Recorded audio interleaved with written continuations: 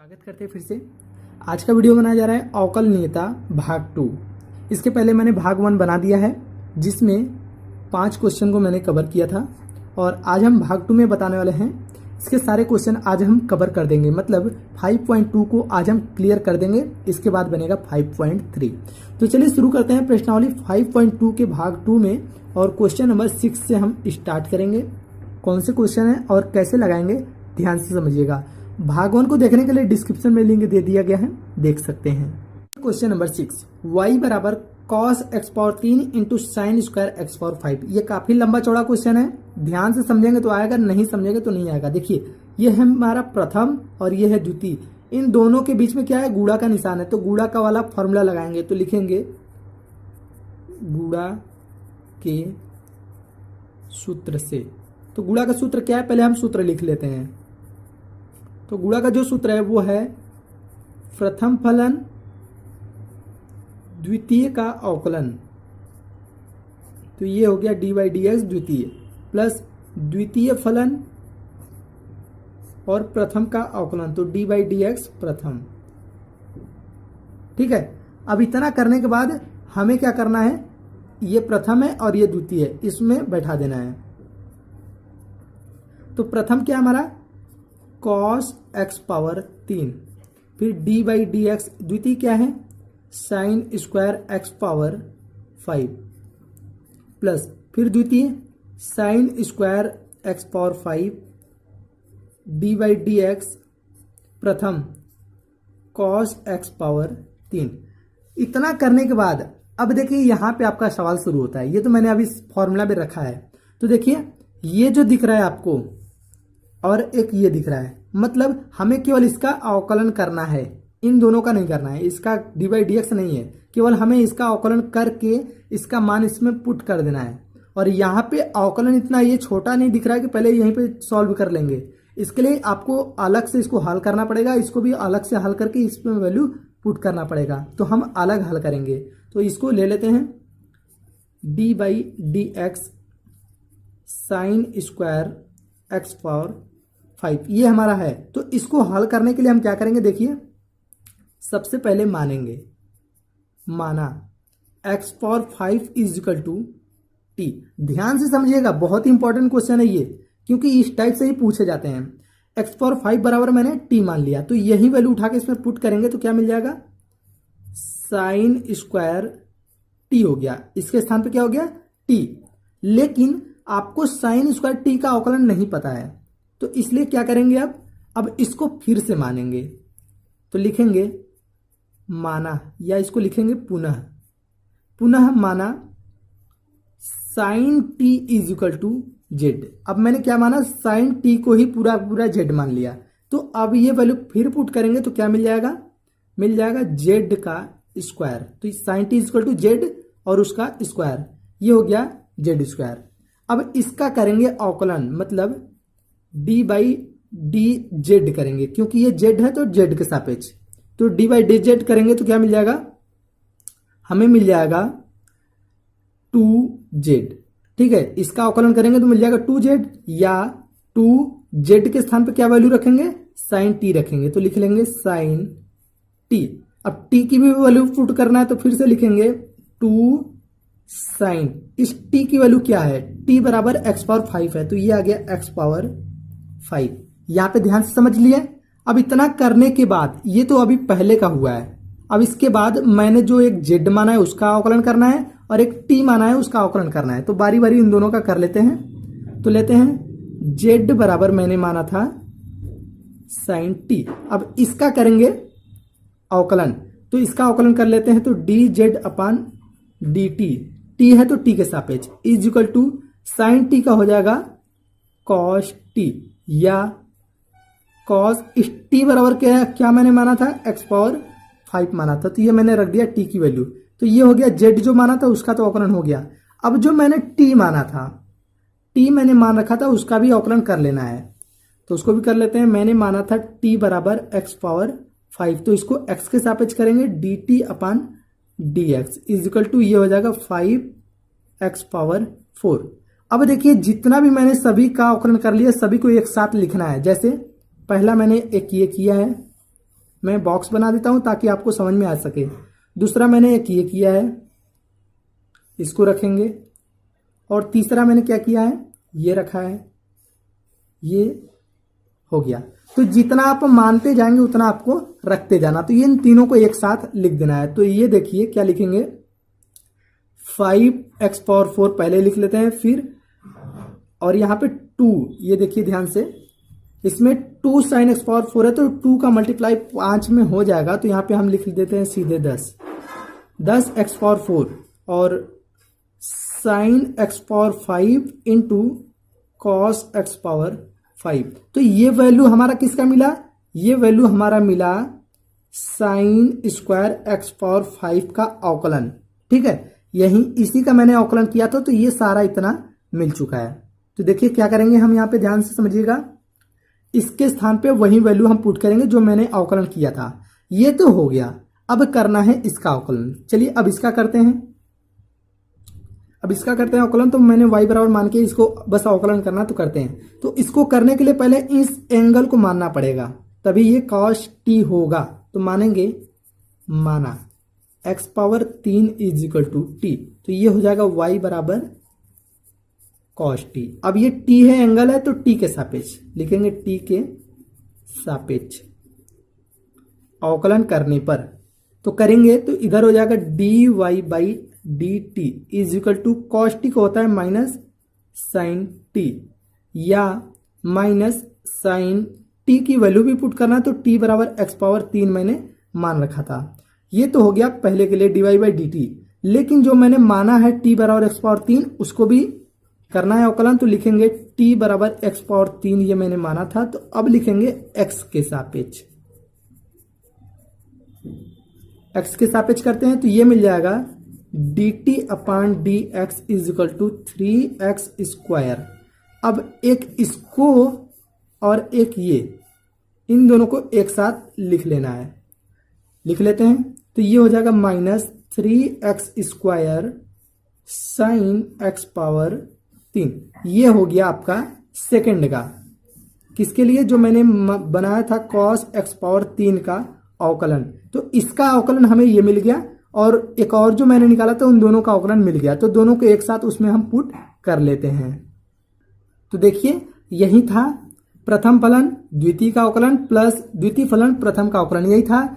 तो इसका मैंने जो अवकलन किया था वो लिख लेते हैं, और इसका जो अवकलन है ये मैंने कर रखा है, और इसका पीछे है, मैं आपको दिखा दूंगा।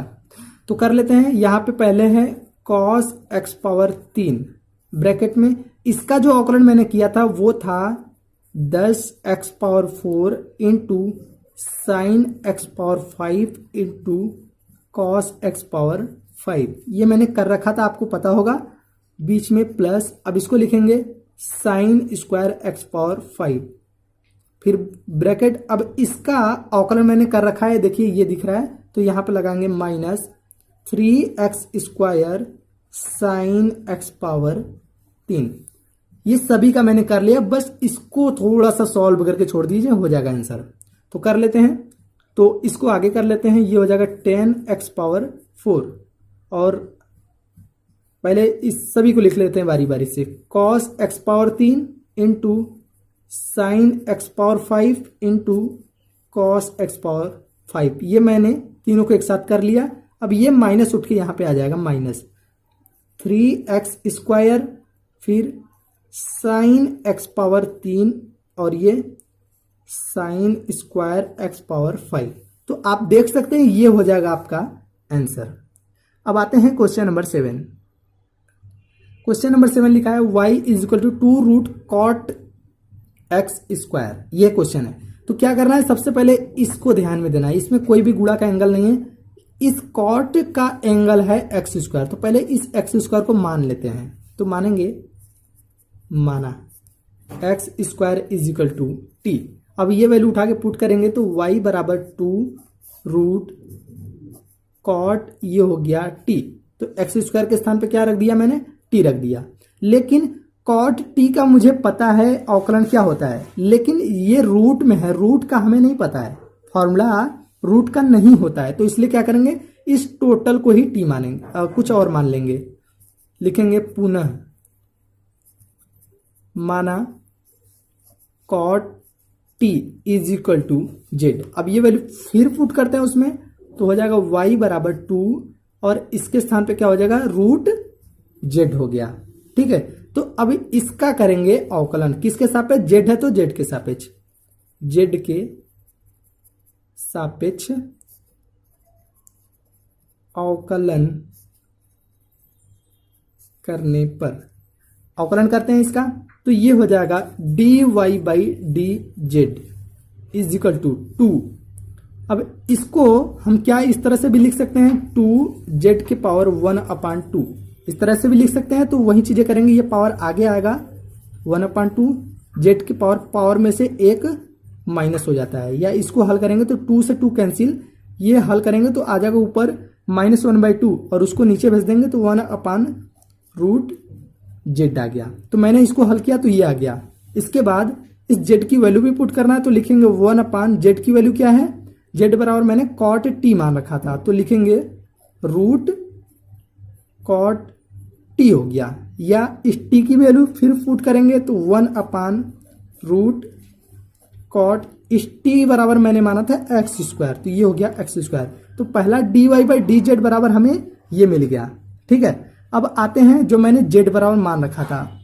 जैसे मैंने क्या मान रखा था, देख लीजिए, मैंने माना था z बराबर कॉट टी। अब इसको लेते हैं, z बराबर कॉट टी, ये मैंने मान रखा था। अब ये देखिए इसका एंगल क्या है, t है, तो करेंगे t के सापेक्ष,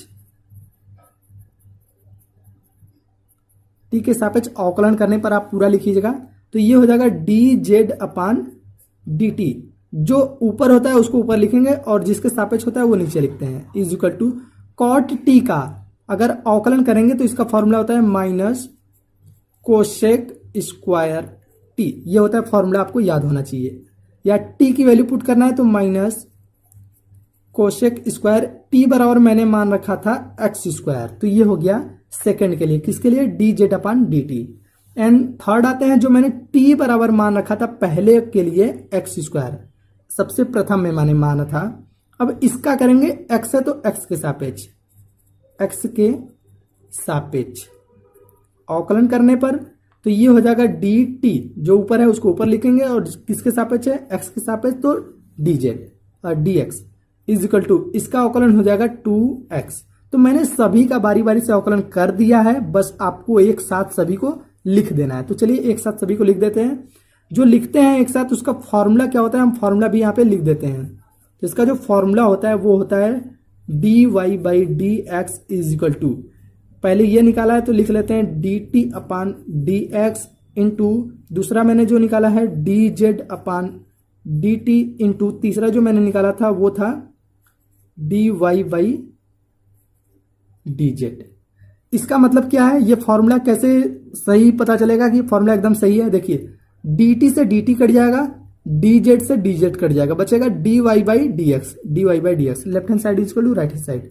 तो ये सभी का वैल्यू हम पुट करके यहाँ पे रख लेते हैं। देखिए dt/dx, ये वैल्यू 2x हो गया, तो ये हो गया 2x इंटू dz/dt। अब देखिए dz/dt कहाँ है, ये है dz/dt, इसकी वैल्यू मैंने क्या निकाला है, माइनस कोसेक स्क्वायर x², तो वही लिखेंगे यहाँ पे minus cosec square x² into dy by dz। अब देखिए ये कहाँ पे है, इसको भी दिखा देते हैं। देखिए dy by dz is equal to, मैंने ये निकाला है 1/√ कॉट x², तो उसको भी हम यहाँ पे लिख लेते हैं। देखिए 1/√ कॉट x², तो ये मैंने एक तरफ से लिख लिया है, इस माइनस को आगे कर दीजिए, बाकी सभी यही आपका हो जाएगा आंसर। आप हो सकता है इसको एक लाइन और आगे हल कर सकते हैं, अगर आप चाहें तो एक लाइन और हल कर लीजिएगा, ये हो जाएगा इसका आंसर। बढ़ते हैं क्वेश्चन नंबर 8 की तरफ। अब देखिए इसमें क्या लिखा है, y is equal to cos root x, मतलब ये दिख रहा है कि इस कॉस का एंगल हमारा है √x। तो अगर यहाँ पे हमारा कॉस x होता तो हम आराम से उसका फॉर्मूला लगा सकते हैं कि माइनस साइन x हो जाता, लेकिन यहाँ पे एंगल ही चेंज है, तो उसको पहले मानेंगे, लिखेंगे माना √x is equal to t, मैंने मान लिया। अब इसको इसमें पुट करेंगे तो y बराबर कॉस टी हो गया। अब ये टी है तो टी के सापेक्ष करेंगे, तो लिखेंगे टी के सापेक्ष अवकलन करने पर तो ये हो जाएगा D Y by D T is equal to cos T का होता है माइनस साइन टी। आपको फॉर्मूला याद होना चाहिए, या माइनस साइन इस टी की वैल्यू पुट करेंगे तो टी बराबर मैंने रूट एक्स मान रखा था। अब इसके बाद जो मैंने माना है टी बराबर रूट एक्स उसको भी ले लेते हैं, तो लिखेंगे टी बराबर रूट एक्स। अब ये हो जाएगा एक्स के सापेक्ष अवकलन करने पर, तो कर लेते हैं। ये हो जाएगा D T upon D X is equal to, इसको हम इस प्रकार से भी लिख सकते हैं एक्स के पावर 1/2, तो वही चीजें करेंगे 1/2 आगे आ जाएगा और एक्स के पावर 1/2 में से 1 माइनस हो जाएगा, या इसको हल करते हैं तो मिल जाएगा 1/2। इसको हल करेंगे तो ये पावर में -1/2 आ जाएगा, तो उसको नीचे भेजेंगे तो वो हो जाएगा रूट एक्स। ये मिल गया हमारा क्या, D T upon D X बराबर, एक इसको रख लेना है और एक इसको रख लेना है, दोनों साथ में रख लीजिए, हो जाएगा इसका आंसर। तो D Y by D X is equal to formula लगाएंगे D T upon D X into D Y by D T, ये हो गया फॉर्मूला। एक बार मानते हैं तो एक बार लगता है, 2 बार मानेंगे तो 2 बार ये आएगा, ठीक है। तो D T upon D X बराबर क्या है 1/2 रूट एक्स, और D Y by D T बराबर क्या है साइन रूट एक्स, और इसके पहले माइनस था तो उसको हम लगा लेते हैं यहां पे, तो ये हो जाएगा इसका आंसर। क्वेश्चन नंबर 9 देखिए, ये क्या है, सिद्ध कीजिए कि फलन F X is equal to mod X minus 1 X belong to R, X is equal to R पर अवकलित नहीं है। क्या बोला है, सिद्ध कीजिए कि ये जो दिया गया है वो अवकलित नहीं है, हमें अवकलित नहीं सिद्ध करना है। तो ध्यान से समझिएगा, अवकलित नहीं कब होता है ये भी आपको बता दें। अवकलित नहीं तब होगा जब left hand limit is equal not is equal to right hand limit. जब left hand limit not is equal to right hand limit होगा तब अवकलित नहीं होगा। अगर ये नहीं हट जाता, अवकलित है होता, तो ये बराबर इसके होता, ठीक है। तो लेफ्ट हैंड लिमिट कैसे निकालेंगे वो निकाल कर दिखाएंगे, और राइट हैंड लिमिट कैसे निकालेंगे उसको भी हम निकाल कर दिखा देंगे। तो दोनों को निकाल कर दिखाएंगे, अगर दोनों बराबर नहीं आता है तो ये फलन अवकलित नहीं होगा। तो चलिए ले लेते हैं। सबसे पहले एफ एक्स की वैल्यू लेंगे जो हमारा क्वेश्चन में दिया गया है, मॉड एक्स माइनस 1, ये दिया गया है एफ एक्स की वैल्यू, ठीक है, ये क्वेश्चन। अब देखिए, और इसके साथ साथ बोला है एक्स बिलोंग टू आर, ये मतलब एक्स हमारा क्या है, एक्स रियल नंबर है। अब देखिए, मॉड में एक्स माइनस 1 है तो इससे हमें 2 चीजें मिलेगा, इससे फलन एफ एक्स क्या मिलेगा, 2 चीजें मिलेगा। एक तो मिलेगा एक्स माइनस 1 और दूसरा फलन क्या मिल जाएगा, माइनस एक्स माइनस 1 मिलेगा। तो ये जो दोनों मिलेगा इसको हम फलन बनाएंगे, तो ये दोनों एफ एक्स बराबर है तो हम एक फलन इसका बना लेते हैं, क्या, एक्स माइनस 1 यदि x ग्रेटर देन और इक्वल टू 1 हो तब x माइनस 1 यूज करेंगे, और ये कब यूज करेंगे, इसको माइनस यहाँ पे हो जाएगा और ये हो जाएगा प्लस, तो +1 को आगे कर लेते हैं और ये -1 माइनस एक्स कर लेते हैं। यदि x लेस देन 1 होगा तब, तो ये मैंने बना लिया, ठीक है। सेम सातत्य की तरह क्वेश्चन ये आ चुका है, तो मैंने क्या किया, मॉड वाले को इस तरह से बना लिया। बनाने के बाद अब करना है इसका हल, तो लिखेंगे x बराबर 1 पर, x बराबर 1 पर ही बोला है तो x बराबर 1 पर हम निकालते हैं। तो सबसे पहले हम क्या निकालेंगे, लेफ्ट हैंड लिमिट, तो left hand limit is equal to, तो ध्यान से समझिएगा, इसका जो फॉर्मूला आता है वो हम आपको बता देते हैं। लिमिट x टेल्स टू 1 पर है तो 1 माइनस, लेफ्ट हैंड लिमिट में क्या है 1 माइनस, और यहां पे एफ एक्स माइनस किस पे रखना है, x बराबर 1 पर, तो ये f1 अपान h, ठीक है। ये चीजें हो गया। अब क्या करना है, इस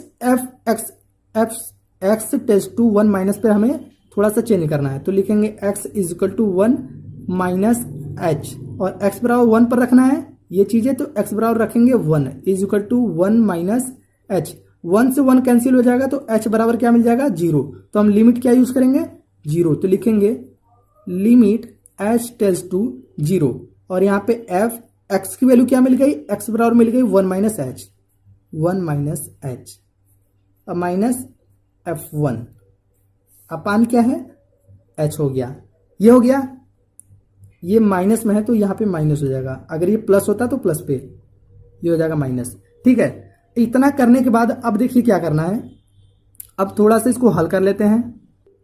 अब इस फलन को हटा लेते हैं तो ये हो जाएगा लिमिट एच टेल्स टू 0, ये 1 माइनस एच माइनस 1 माइनस 1 अपान माइनस एच। तो मैंने यहाँ पे फलन को हटा लिया। अब देखिए इसका हल कैसे हो जाएगा, देख लीजिए। तो ये देखिए, ये 1 से 1 कैंसिल हो जाएगा और ये हो जाएगा प्लस एच, और यहाँ पे 1 से 1 कैंसिल हो जाएगा तो मिल जाएगा ऊपर एच। तो लिखेंगे लिमिट एच टेल्स टू 0, ऊपर मिल जाएगा एच, नीचे मिल जाएगा माइनस एच, ये कैंसिल हो जाएगा आपस में तो मिल जाएगा -1। और इसमें लिमिट अप्लाई नहीं करेंगे क्योंकि एच इसमें मौजूद नहीं है, तो इसलिए क्या मिल जाएगा हमें, left hand limit is equal to -1। ये हमारा हो गया लेफ्ट हैंड लिमिट की वैल्यू। अब हम राइट हैंड लिमिट निकालते हैं। तो देखिए right hand limit X tends to 1 पर चेक करना है, तो राइट हैंड लिमिट में 1 प्लस यूज करेंगे, एफ एक्स माइनस F1 1 पर यूज करना है एक्स बराबर, और ये हो जाएगा प्लस एच पे, क्योंकि ये 1 प्लस पे है। हमें किस पे चेक करना था, एक्स बराबर 1 पे ही चेक करना था, इसलिए ये हो गया F1 और यहाँ पे 1 प्लस। ठीक है, अब हम चेंज करते हैं इसको थोड़ा सा, तो ये हो जाएगा x is equal to 1, plus में है तो प्लस एच लिखेंगे, और x बराबर 1 पे है तो x की वैल्यू 1 रखेंगे, is equal to 1 plus H, 1 से 1 कैंसिल हो जाएगा, मिल जाएगा h इज इक्वल टू 0। तो लिमिट यूज करेंगे h टेल्स टू 0, और यहाँ पे x की वैल्यू क्या मिल गया, 1 plus H, 1 plus H minus F1 upon H. करने के बाद इस फलन को हटाएंगे तो क्या मिल जाएगा, लिमिट h टेल्स टू 0। अब फलन को हटाते हैं तो मिल जाएगा 1 प्लस एच, इसमें -1 कर लेते हैं, माइनस इसी तरह से हम इसमें भी 1 माइनस 1 अपान एच। ठीक है, अब देखिए इसको हल करेंगे तो क्या मिल जाएगा, ये 1 से कैंसिल हो जाएगा, ये 1 इस 1 से कैंसिल हो जाएगा, मिल जाएगा केवल h अपान एच। तो लिखेंगे limit h tends to 0 h upon H, और ये कैंसिल होगा तो मिल जाएगा केवल 1। तो क्या मिला, ये right hand limit is equal to 1 मिल गया। तो हमें इससे पता चल रहा है कि लेफ्ट हैंड लिमिट और ये राइट हैंड लिमिट, तो लेफ्ट हैंड लिमिट की वैल्यू है -1 आया है और इसकी वैल्यू आया है 1, तो क्या ये दोनों आपस में बराबर हैं? अगर नहीं है तो इसको लिख लीजिए नॉट इज इक्वल टू, मतलब ये फलन अवकलित नहीं है। Question number 10। तो आज का अंतिम क्वेश्चन है 5.2 का 10वां। सिद्ध कीजिए कि महत्तम पूर्णांक फलन F X is equal to X 0 less than x less than 3, और यहाँ पे बोला है x is equal to 1 x is equal to 2 पर अवकलित नहीं है, ये हमें सिद्ध करना है। देखिए ये क्या है, x जो है वो 0 और 3 के बीच में हमें यूज करना है, जैसे 1 और 2 ये क्या है 0 और 3 के बीच में है, इसलिए ये बोल दिया है x बराबर 1 और 2। ठीक है, तो चलिए ले लेते हैं। तो इसमें 2 कंडीशन है, पहला x बराबर 1 पर अवकलित नहीं है वो करेंगे, फिर x बराबर 2 पे दूसरा करेंगे। तो पहले नंबर पे x बराबर 1 पर ले लेते हैं। क्या है हमारा, F X is equal to X, ये हमारा फलन है। अब इसको लेकर हम हल करते हैं। तो सबसे पहले क्या निकालेंगे, लेफ्ट हैंड लिमिट, तो left hand limit is equal to, अब देखिए इसका, तो इसके लिए क्या यूज करेंगे, लिमिट, और यहाँ पे अब थोड़ा सा डायरेक्ट करेंगे क्योंकि ये क्वेश्चन मैंने आपको समझा दिया है, वो भी बहुत ही बेसिक नियम से।